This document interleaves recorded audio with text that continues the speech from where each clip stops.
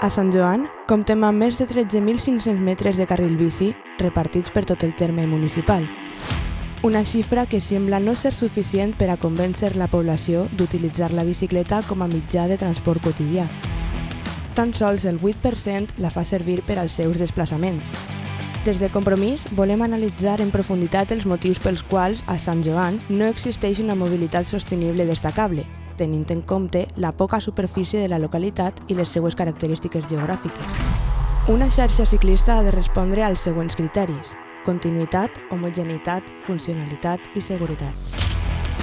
Tanmateix, el principal problema que trobem a Sant Joan és la desconnexió i la falta de continuïtat. Nombrosos carrils bici no estan units entre ells, per la qual cosa no existeix una possibilitat real de desplaçar-se de manera contínua i segura per Sant Joan. Aquesta falta de connexió interfereix en la funcionalitat de la xarxa i s'agreuja amb l'escassa penetració en el nucli urbà. No existeix una connexió amb els carrers principals de Sant Joan o Benimagrell, ni amb els edificis públics com la biblioteca, el mercat, la casa de cultura o el poliesportiu, tampoc amb alguns centres escolars. A més, Sant Joan no es comunica mitjançant via ciclista amb altres localitats del voltant, com Mutxamel o el Campello. El cas de la platja és cridaner. A tan sols 2,5 quilòmetres, el camí més ràpid i directe és el de la carretera de Benimagrell, però no disposa de carril. Si volguérem anar de manera segura, hauríem de desviar-nos per Capiscol i José Garberí amb quasi 4 quilòmetres de recorregut, o, fins i tot, optar per Pérez Gil, amb un trajecte de quasi 5 quilòmetres. Les vies, que sí que estan comunicades, no ho fan de manera contínua en encreuaments o interseccions, com ocorre en Manolo Morán amb els carrers Sant Antoni, Maestro Bonafonte, Los Álamos, El Salt i Comtat de Fabraquer, que afecten la seguretat i trenquen la continuïtat del trajecte. Aquesta falta de connexió la trobem també a l'altura de la policia local o al carrer Escriptora Paca Aguirre, on directament falta un tram per pavimentar.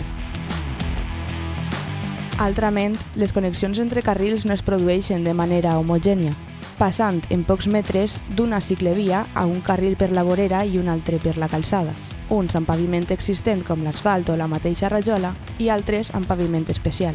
Com veiem en l'avinguda d'Alacant, on en 500 metres tenim 4 tipus de carrils diferents, amb canvi de costat de vorera i ample de via que provoquen que el recorregut no siga continu.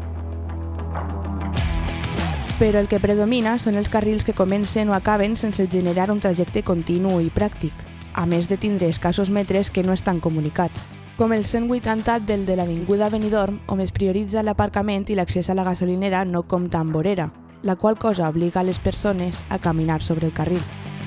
Entenem que aquest tram es connectarà amb la resta de metres de l'avinguda Miguel Hernández, com el 170 a l'altura del poliesportiu i els 80 que passen per Mundicar, actualment sense utilitat. Sorprèn el tram de 50 metres que s'origina en una vorera per la qual no es pot circular i acaba en un fanal que impedeix el pas. El carril al costat de la finca Abril, uns 150 metres aïllats, pot entendre's com a alternativa a la circulació per dins de la rotonda. Però una vegada acabada, no hi ha una altra opció que incorporar-se a la carretera. No és l'únic cas, perquè la majoria de carrils finalitzen bruscament sense una alternativa, com en Avinguda Mutxamel, Basilio Sala, en Miguel Hernández amb Ausiàs Marc, al principi de la Rambla de la Llibertat, al carrer Maimona, Comtat de Fabraquer, Avinguda Alacant, Pintor Velázquez, Avinguda de la Cadena o la CV 8214 a l'altura de la Coix. Segons l'inventari ciclista del PEMUS, el Pla de Mobilitat Urbana Sostenible elaborat en 2020, el paviment dels carrils està qualificat de en bon estat. No obstant això, la realitat és totalment diferent. L'estat de conservació de la majoria d'ells és lamentable, fent-los poc transitables i segurs. Els carrils estan plens de clots i pegots, amb un paviment clivellat en el qual la pintura pràcticament és inexistent, amb desnivells que acumulen l'aigua quan plou o on la falta de manteniment de la vegetació de l'entorn envaeix el pas.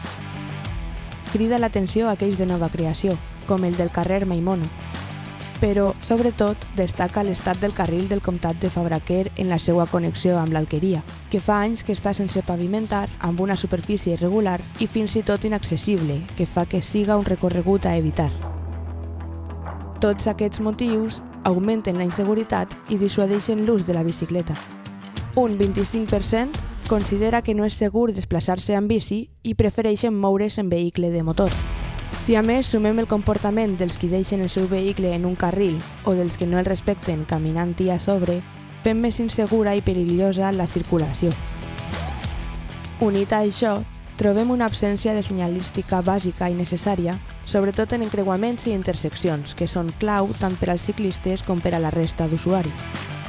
Així i tot, la majoria d'aquests punts coincideixen amb la discontinuïtat del carril i generen una major perillositat. Tot això sense entrar a valorar el perill que suposa circular per carretera quan no hi ha carril.